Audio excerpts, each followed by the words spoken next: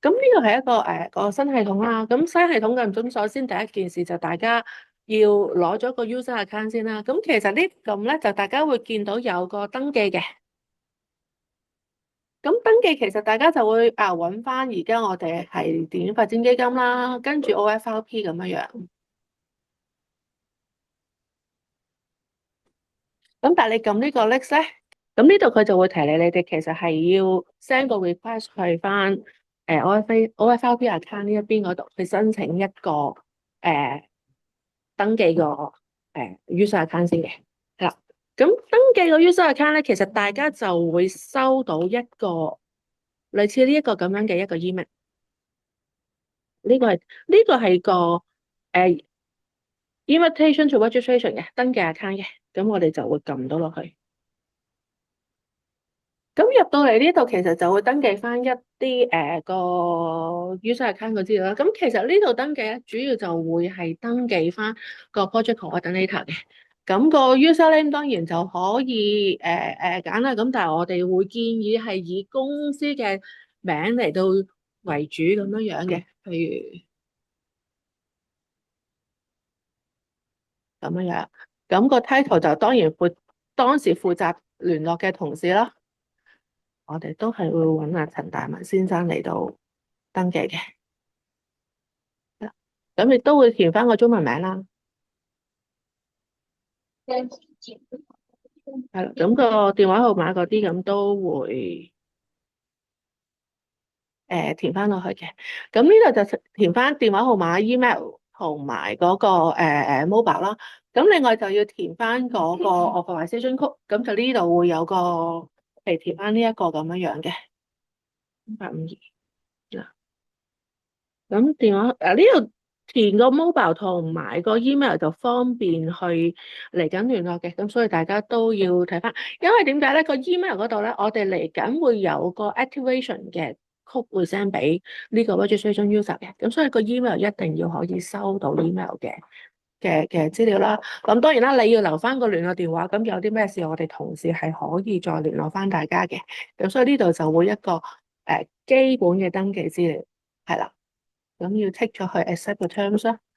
咁如果呢度咁樣填齊晒呢度嘅資料咧，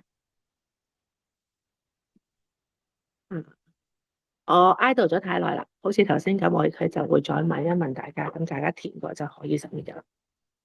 咁 submit 咗咧，佢就會話俾大家，你要等呢個 authorization code，因為我要 verify 到個 email 係真係send 到收到嘅，咁呢個 account 先至會 create。咁所以呢度撳咗落去之後咧，你就要等第二個 email。咁第二個 email 咧，我呢度都有個example嘅。咁大家就會見到呢個咧，就係個 successful account registration 嘅 email。咁佢都係裏邊有條 URL 嘅。而呢一條 URL 我哋撳到落去咧，其實就當然啦，呢個唔係啱剛才話嗰個，因為呢個我事先已經做定嘅。咁佢個 login ID 就之前會打咗呢一個啦。咁你要俾個 password 佢，個 password 要 fulfill 到隔離呢一度5個 condition 嘅。嗱，8至20個 character 啦，有大細階啦，有數字啦，同埋會有一個 special character 嘅。咁變咗我呢度就我入咗一個先啦。咁如果我哋打啱嘅話，就好似呢一度咁你就可以 confirm。咁呢個 user account 就會可以用噶啦。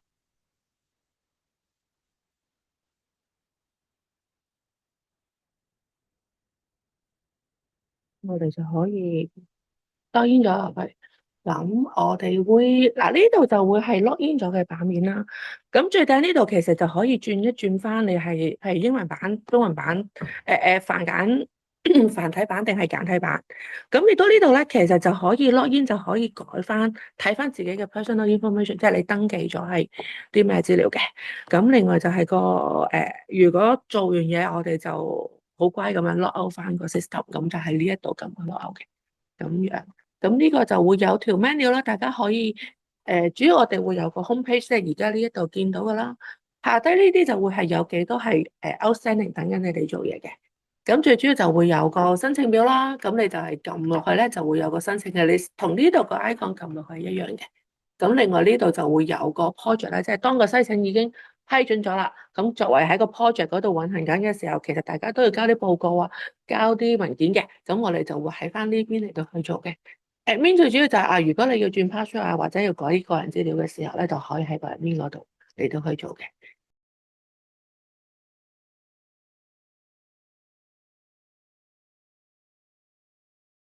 而家入去呢個 application list 啦，嗱，唔好睇下邊個呢住，因為呢度咧時間關係，我有一啲之前已經提交咗嘅申請表擺咗喺度，做一個樣板咁樣嘅。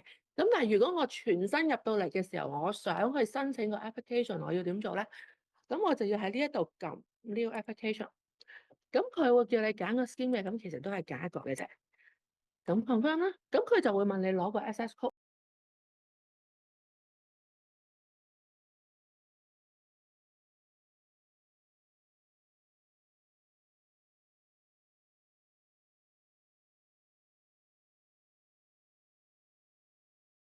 咁我哋抄翻呢個 access code 啦，唔要咗後邊個 space。咁我或者你打入嚟都 OK 嘅。咁我哋就會喺呢一度。好啦，咁其實第一個咧，佢就會有個 consent 嘅 page 咧，就同大家攞一份現有嘅 paper form 都係有個 consent page，就係話俾你聽，你有啲咩要注意啊，有啲咩留意嘅。咁呢一度會 display 咗呢一個資料俾大家，大家可以去睇。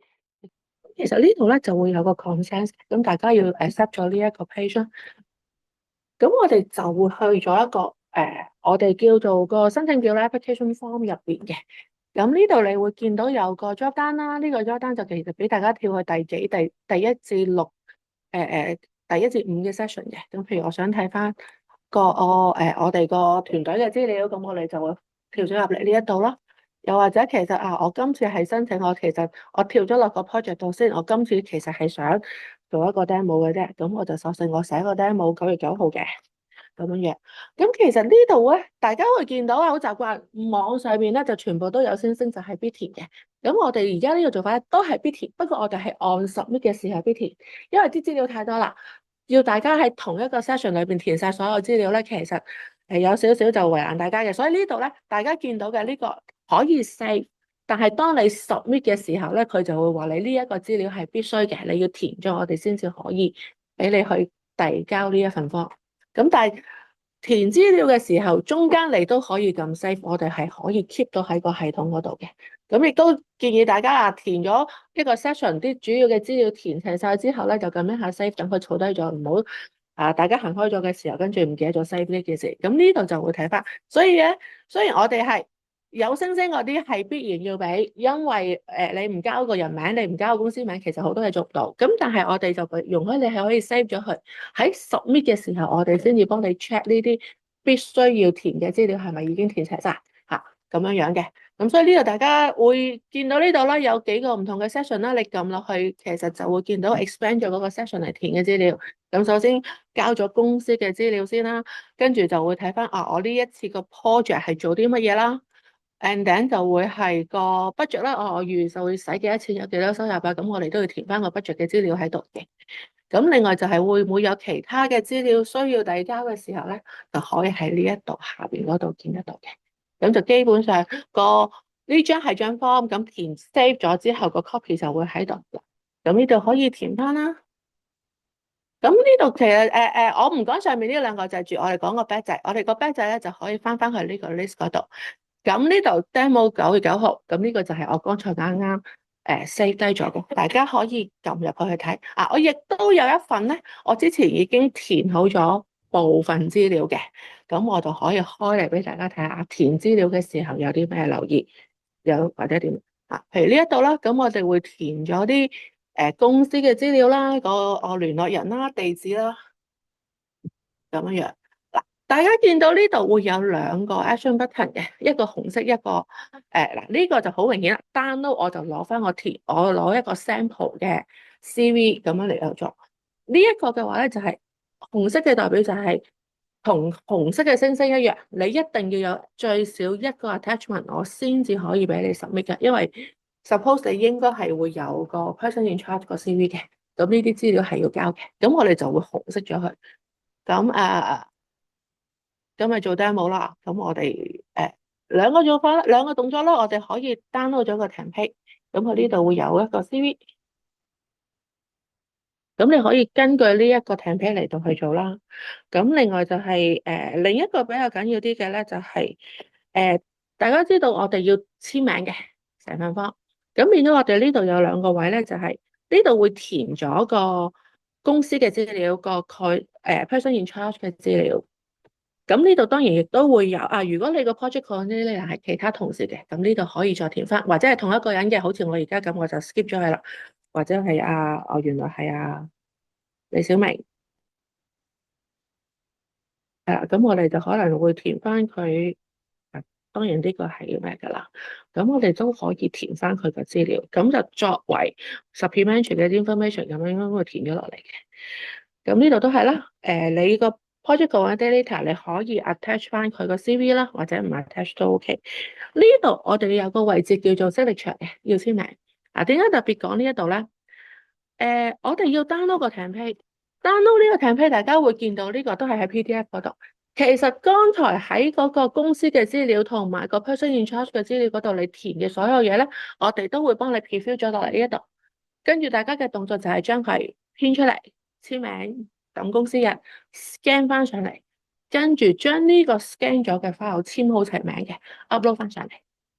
呢個特別少少嘅，因為我哋想將佢 combine 出嚟係一個已經簽好名嘅，咁嗰啲資料會喺晒呢一度。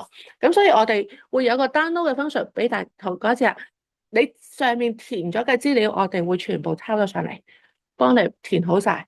陳大文嘅資料喺度，我啱啱剛才填咗李小明做個project team 嘅其中一員，咁我都會填咗佢嘅資料擺咗喺度，都可以見得到。跟住叫佢哋各自嘅同事去簽名。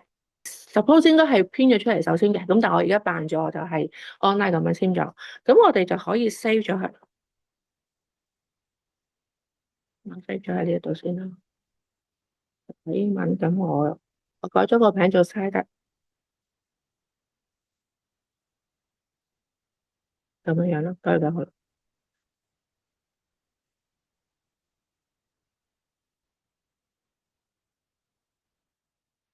咁我哋就可以喺呢一度咧 upload 翻呢一份 document 嘅，咁就撳翻個 attachment 啦，揀 upload。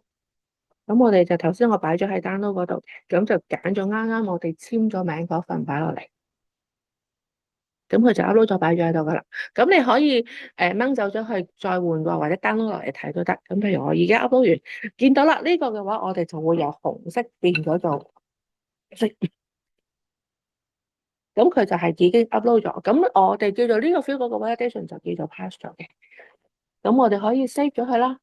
你話我好似做完啦喎，咁我會嘗試去 submit 嘅。嗱，呢一下我係明知未做完，我係 show 一 show 俾大家睇個情況。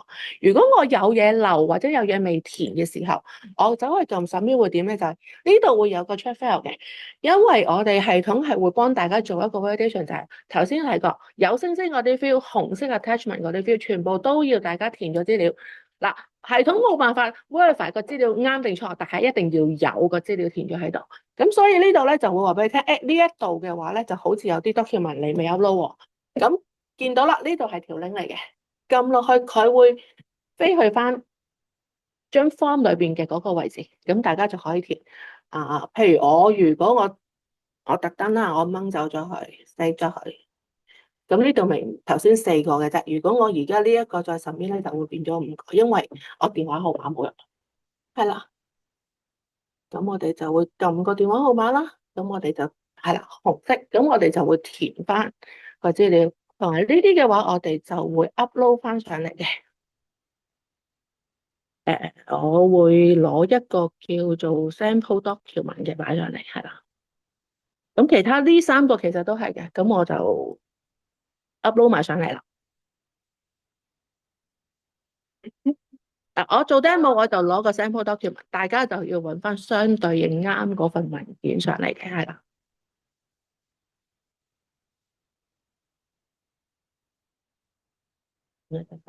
咁我可以 save 咗佢，或者我其實可以直接 submit 都得嘅。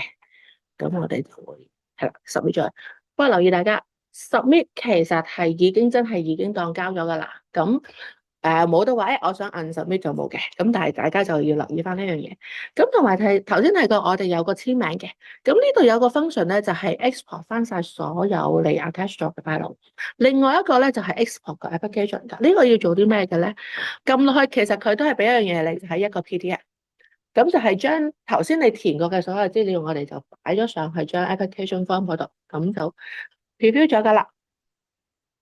咁譬如呢度有頭先填咗公司資料嗰度啦，其實剛才我哋 upload 咗嘅，所以其實呢度見到嗰係 upload 咗簽埋名嘅嗰一個 copy 嚟嘅，就唔係純粹話你 online 填咗啲乜嘢就得，你 upload 咗嗰個簽咗名嗰張 form，我哋就會將佢夾埋一齊，大家就會見到呢一個效果，就係頭先先俾大家睇嗰個啦。咁至於下邊其他嘅個 project 名啊，佢屬於咩 objective 啊，呢啲全部見到藍色 highlight 呢啲咧，就係已經幫你填好晒，你 online form 填咗，我哋將佢 extract 落嚟嘅，咁大家就可以 keep 一個 copy 喺手上面嘅。嗯，係啦，提一提翻大家個 budget 嗰度，我 show 一 show 另一個。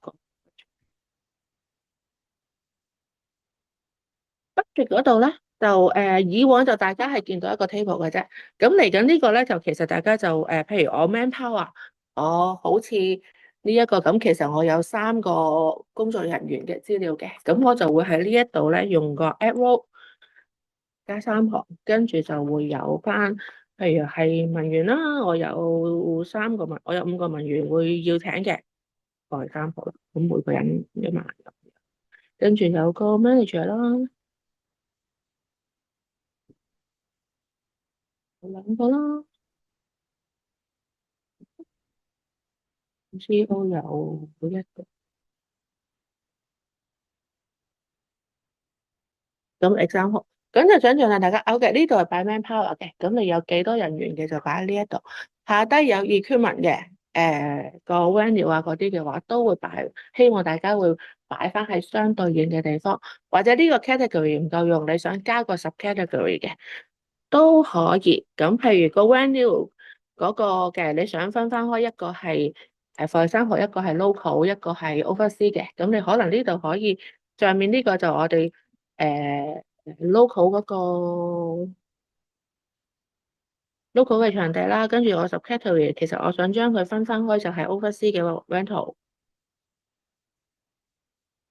咁我就都可以喺呢一度咧，係啦，我哋又 add 翻佢呢個咧就係 Italy 嘅 rental 咁樣樣。我哋會做3場，咁每次個租金大概係2萬蚊咁樣，咁就將呢啲資料就會放翻落嚟。咁其實系統就冇特別限制，大家有幾多個 item 可以加落去，即係你有10個就擺10個，咁或者你有分唔同嘅subcat，你都可以放落去。咁基本上我哋就冇乜特別限制嘅。咁我哋試過20-30個，我哋都擺到落去。咁大家咧就係將佢咁樣樣放翻上嚟咧，咁就清晰啲，亦都同時批嘅時候咧，亦都會容易少少去睇咁樣樣嘅。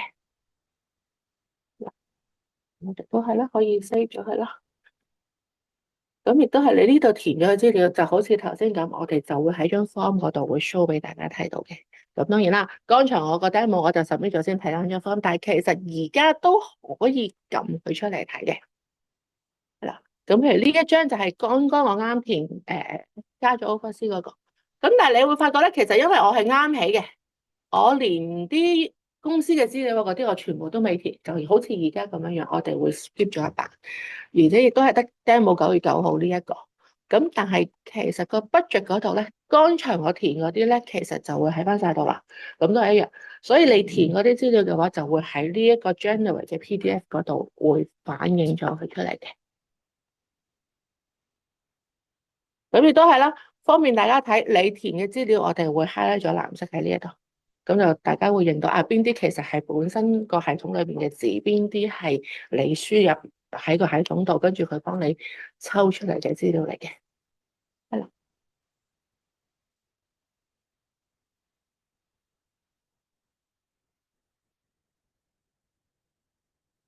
交咗之後，大家就會我已經交晒資料啦，跟住可能有2個情況，咦，我好似有啲嘢交流咗，我可能想改，又或者同事 check 嘅時候，佢可能有啲問題想問嘅，咁就會點咧？其實佢會喺系統嗰度咧，都會剔翻邊一個 session 會有問題問，跟住佢就會將佢叫做，譬如呢一度嘅話咧，就有一隻叫做 provide further information，就係同事睇咗啦，亦都係嘥咗個 number 啦，但係佢有啲問題想問，想你 clarify 嘅。咁而家其實目前就可能大家都會係 email 啊嗰啲咁樣，咁但係將來就會全部都會喺個系統度睇翻就係clarify 咗幾多資料啊，你之前點樣答佢點樣問啊，呢啲全部都會喺個系統上面會見得到嘅。譬如我哋撳落去啦，咁你唔知道佢問乜嘅題噶嘛，咁但係其實我哋一跳到落嚟咧，就會見到個 supplementary information request 呢一度。咁我哋點樣知道其實佢問緊邊一度嘅資料咧？其實呢度我哋有條 link 可以撳落去咧，佢就會跳翻去 budget 嗰度。咁佢就會睇得翻點解你呢度會有個50個 officer 係啦，咁你就可以喺呢一度可以去改翻佢嗰個資料嘅。咁如果佢呢度見到嘅話，你就可以modify 佢啦。咁就另外咧就係你改完之後咧，其實你都需要 reply 翻佢嘅。咁我哋呢度就有個 reply 就係佢問你點解呢一個，咁我哋話呢個係 adjust 咗去 adjust to 5 officer。咁其實我應該係5個人嘅啫，咁我哋就會喺呢一度會 update 翻落去嘅。係啦，update 完之後，即係你改咗個 budget 嗰度嘅資料啦，另外就係 update 咗個 reply 咧，你就可以 submit 翻落去，咁就等於再重新將呢一個 session 再提交過嘅。不過大家留意嗱，因為 officer，因為FTC 嗰個secretary 咧，佢哋淨係問你 budget 嗰個 session，所以你淨係可以改到 budget 嘅啫。咁如果你話唔係喎，我個 organisation 我都想有嘢改喎，咁但係你開咗你就會發覺呢啲 field 全部都係 read only 嘅，你改唔到嘅，因為而家我哋 suppose 會大家想想 clarify 嘅就會喺個 budget 嗰度，咁呢一度嘅話就會唔俾大家改。咁如果你想改嘅話，我哋有另一個途徑，咁但係我哋做咗呢一 part 先係啦。咁呢度我哋可以 submit 咗佢啦。咁如果唔係話我話個 organisation 嗰度負責嘅同事轉咗人啦，或者係我揾第二個同事負責啦，咁會點咧？就係我哋就會有另一個地方叫做 application amendment 嘅。咁你就可以喺呢一度咧，就會 add 翻落去。呢度我有一個啦。我哋如果我需要更改嗰個 project coordinator 嘅，咁我喺呢度撳個 add，咁我哋就睇翻一個我哋 process 緊嘅就係呢一個啦。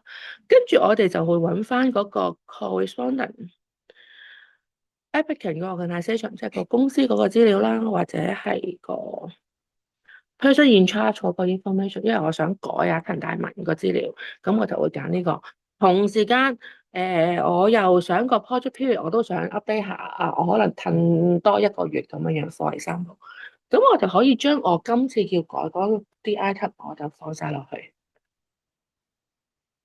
咁系統會將你原本已經填咗嘅資料就會抽過嚟。咁如果你有咩想改嘅，陳大文佢身份證加咗個英文名去 Peter，咁我係想 update 翻呢個資料嘅啫，咁我就會將佢 update 咗佢啦。咁另外就係嗰個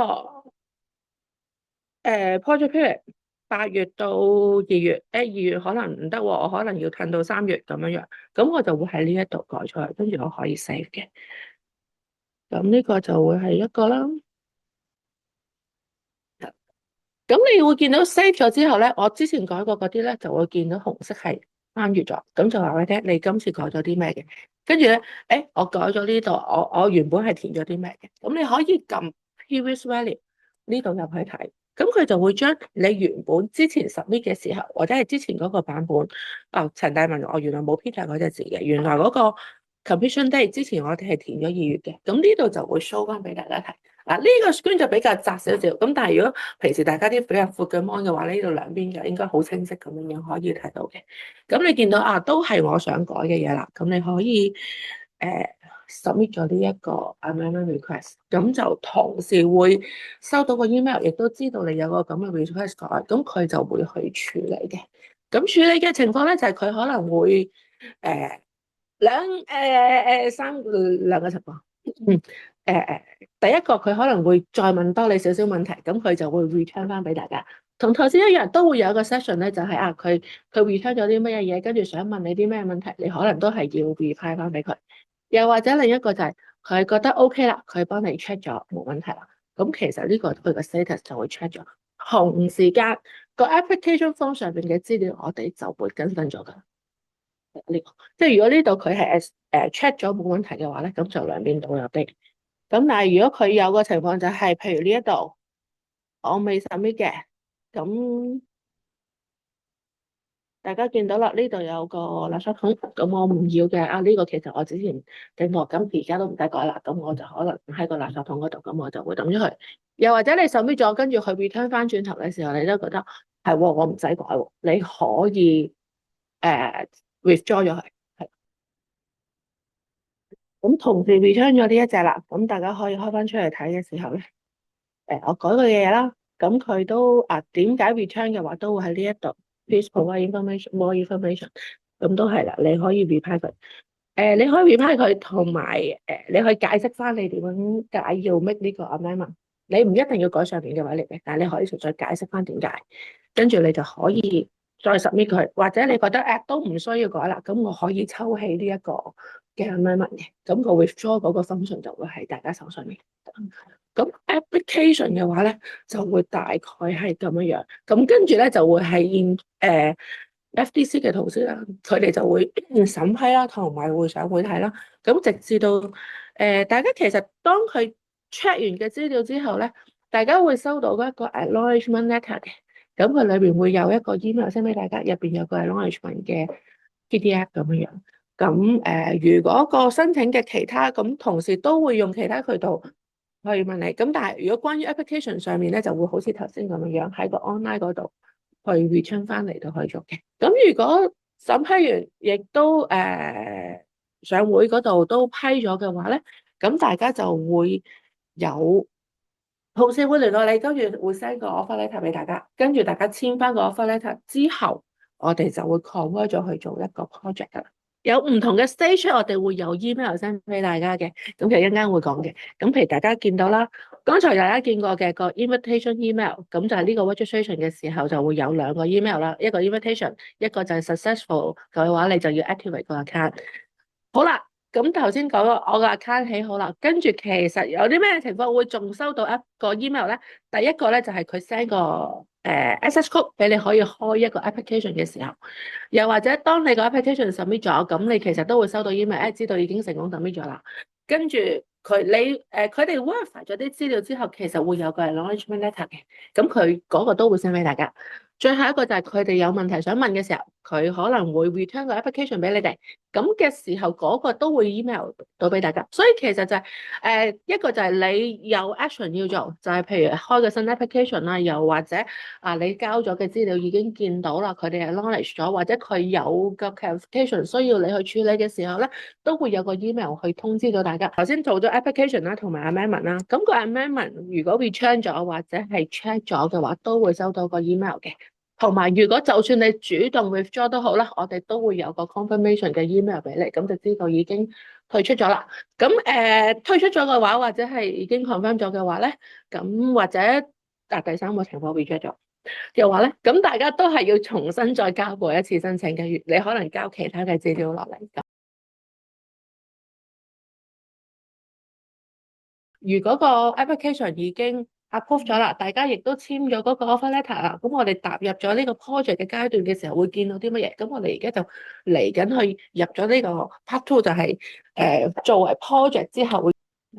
如果係咁咧，咁我哋都係啦，用翻同一個人，咁但係我哋咧就由 application 嘅階段咧，我哋就跳過去 project 嗰個階段嗰度啦。咁我哋會睇個 project list 啦，咁個 project list 都係啦。如果大家幾時會有個 project list 出現咧？就係當大家已經簽咗嗰個 offer letter 交咗俾同事，咁同事亦都喺系統上面 confirm 翻佢，咁佢都要少少時間處理嘅，咁佢哋就會有個 project 喺度，係啦，呢度有幾個example，呢個係已經完成咗嘅，咁大家點解想將佢系統化，就係完成咗嗰啲，我哋都可以喺呢一度睇到。但係只限已經係喺個系統度交 application 嗰啲先至會喺呢一度見到嘅，係啦。咁如果你係一個全新嘅，啱啱 confirm 咗過嚟嘅一個 project 啦。個名大家當 demo 睇，唔好理佢。咁但係咧，我哋就會撳到落去，因為呢度而家 status 就係大家需要提供一啲文件嘅。咁有啲咩文件咧？就係同頭先嘅 navigation 都會係一樣。我都係放翻大啲，係啦。咁呢度啦都會有個唔同嘅 section 啦，咁就係個 journal 嘅 information 啦。大家最主要嚟緊會睇嘅就係個 project milestone，因為分幾期嘅。個 detail 個 project 啦，咁同埋下邊就有3個 section，就係個 architect KPI 同埋 questionnaire。嗱，我哋講咗 milestone 先，因為當個 project approve 咗之後，其實都會分咗去係佢就住個 project 嘅 nature 啦，會拆翻佢究竟有幾多個 session，即係會有幾多個 milestone，有幾多個期嘅。咁每一個 milestone 咧，佢都會有啲 document 嘅 submission 需要大家去做嘅，而佢有個 deadline 喺度嘅。好啦，咁 for example 呢一個。譬如呢一個 project，咁我哋喺 face 喺個side 喺個簽 agreement 個 stage 嗰度咧，就大家要交一份文件，就係個 bank information。嗱，呢個 list 會加嘅，因為同事可能都會就住每一個 project 有啲其他文件需要交嘅話咧，呢個 list 會 extend。咁但係當大家見到呢一個嘅時候咧，都係撳支筆。因為你呢度要求係個 bank information 啦，可能你開咗個戶口之後，你可能影張相有個bank 嘅銀行嘅資料，咁你就可能喺呢度咧做 attachment 咁樣將佢 upload 翻上嚟，同頭先交 application 嘅時候個做法一樣。嗱，我好似有個 bank 嘅 information，冇啊，我哋都係攞 example 咯，咁都係 upload 翻上嚟。咁呢個document 又好 PDF 或者 image 都冇問題，咁大家 upload 咗之後咧就可以 save 咗佢。有 remark 嘅話都可以喺呢一度打嘅，係啦。咁你咁你可以嗱，呢度而家我哋一份 document 啫，咁可能大家好快就已經做完啦。但係如果呢個 document 係多嘅，upload 完之後大家都係 save 咗佢喺個系統度 keep 住個 latest 嘅 copy。如果交齊晒所有資料，都係做一個動作，就係 submit 咗呢一個 project 落去，咁就呢個就係當佢第一期嘅時候，即係你要睇翻佢，因為每一個 submission 咧就係成個 milestone 所要交嘅文件。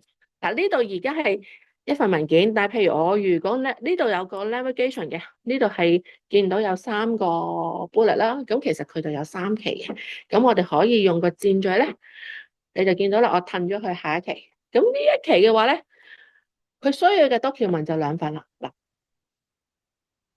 你可以咁樣 navigate 去睇，同埋如果你已經有文件嘅，你可以提早交。咁但係同事去審批去睇嘅時候咧，就會就住每一個 milestone 嚟到去睇翻嘅。我哋唔你有資料可以交咗去，咁我哋就會睇翻每一個唔同嘅 milestone，佢所需要嘅文件就睇呢個 checklist 有幾多。咁同事會一路加減嘅，一路加啦，好少就會嘅。咁所以大家可以睇咗咧。睇咗 second stage 有啲乜嘢嘢，咁你可以交咗先。但係當你去到第2個 stage 嘅時候咧，提一提大家都係要入翻嚟度睇，因為有機會同時係加咗一啲新嘅 document item 需要交嘅，咁所以大家都要入嚟望多一次，交齊晒所有文件未？係啦，咁當然啦，你可以 navigate 去下一個 stage，或者係走翻上去上一個 stage 都得嘅。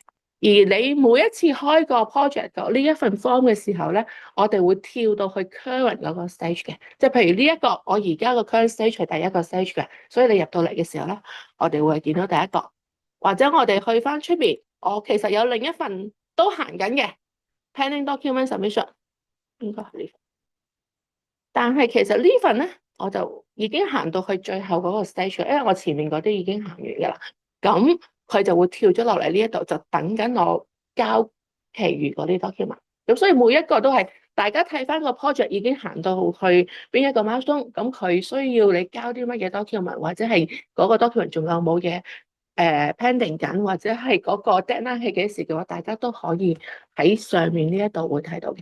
咁呢個就係點解電子化咗去之後㗎？佢哋無論要求你要啲乜嘢，或者係你已經交咗啲咩，幾時交咗嘅話，我哋都可以睇得到。咁呢個就係個 project list 嗰度，大家當要做嘅時候咧就會睇嘅。咁都提一提飛翻過嚟個 email 嗰度啦。嗱， project 嗰度，嗱 offer letter 就佢同時會聯絡你哋去攞啦。咁但係當我 project 我 set 咗個 deadline 之後咧，其實 system 會有兩個 reminder 嘅每一個 deadline。咁如果你未 submit 嘅話，咁我哋喺個 deadline 之前一個月會提一提你，有個 email reminder。跟住喺 deadline 之前一個禮拜會再提多次。咁當然 deadline 前一個禮拜，其實你如果已經交咗嘅話，咁呢個 email 就唔會出㗎啦。咁但係呢度咧就算呢，就係提一提大家已經 set 咗我哋個 set 咗個 deadline 係幾時。咁如果係一個月前提一提，一個禮拜前如果都仲未交嘅話，咁我哋都會 send 個 email 去提一提大家嘅。係啦，咁所以呢個都會有啦。咁另外就係如果 in case 你 submit 咗嘅嘢，同時有 clarification，所以佢都係會 return，又係打個 message 話俾你聽有啲乜嘢要改嘅話咧，咁都會有一個 email 會去通知大家。咁所以呢度嘅話，嗰個project 嗰個 level 咧就會有呢幾種唔同嘅 email。咁同頭先個 application 一樣，如果你已經交咗嘅文件，你有需要改嘅話，亦都係我哋就會去翻個 project 嘅 change request 嗰度，咁就去加翻一個我邊一個 project 需要交。咁因為而家我有兩個 project 都行緊嘅，咁我可能就會揀翻我需要改嗰個 project 啦。係啦，跟住都係啦，睇下邊一個 session 你需要改，咁就揀咗個資料，都係咁 OK。同頭先一樣啦，我哋都會有 previous value 咁樣樣嚟到去睇翻嘅，咁都係 save 咗去，填好晒資料 submit，咁就 check 咗嘅話就會 update 落嚟。佢有機會 reject 啦，你亦都係佢 return 嘅時候，你有機會 withdraw 嘅。咁呢個就同頭先 amendment 嗰個做法咧，基本上一樣。呢個我就唔 submit 多一次啦。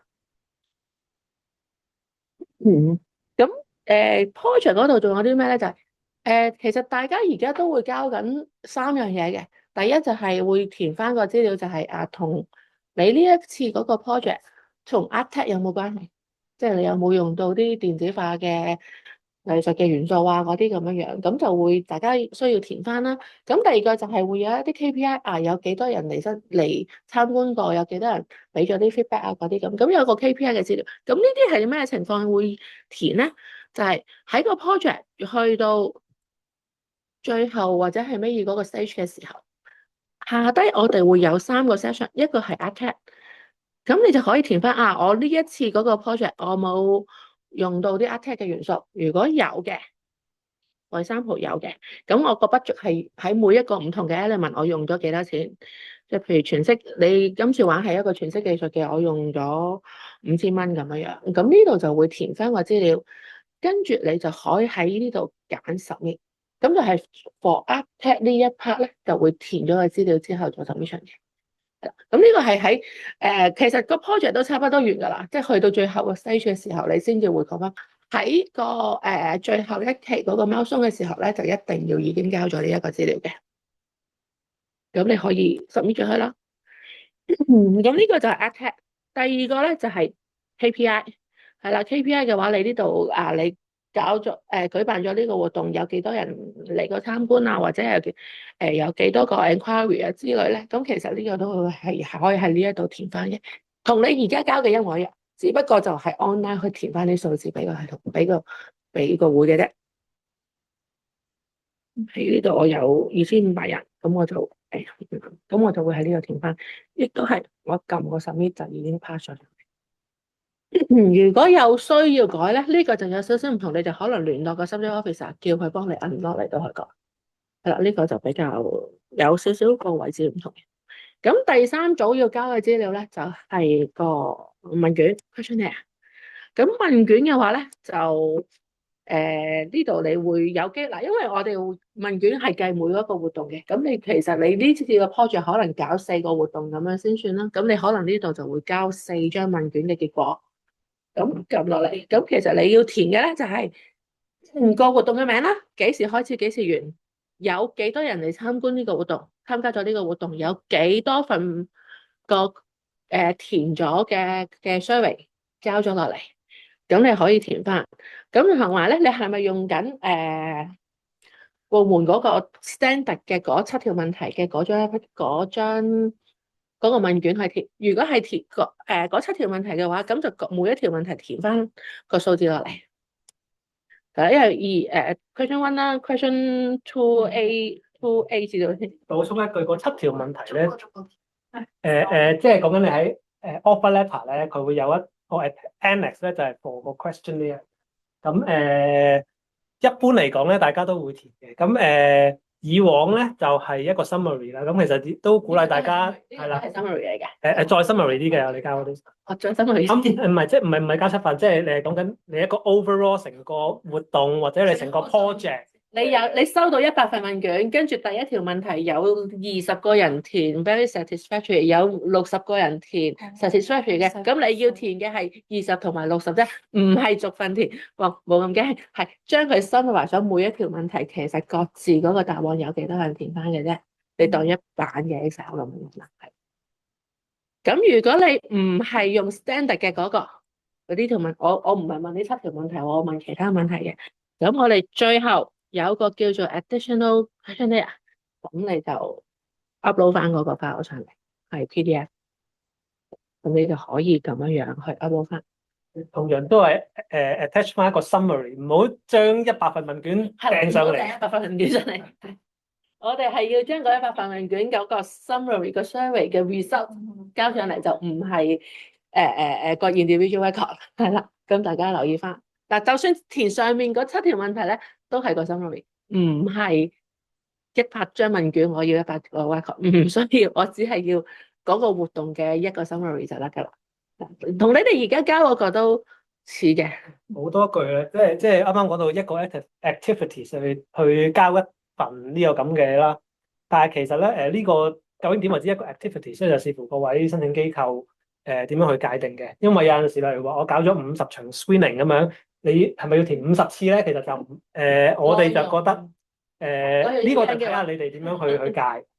咁其實如果你啱啱講例如話50次 screening 嚟講咧，就反而係可能似係用一個 project 咁樣嘅模式去交一次，就好過你交50次單頭嘅 questionnaire。因為你係50，即係嗰個都係 screening，跟住只不過你做50次，就可能嗰個 start end day 就會係包晒嗰50次落去，total 有幾多人嚟，同埋 total 交咗幾多份問卷。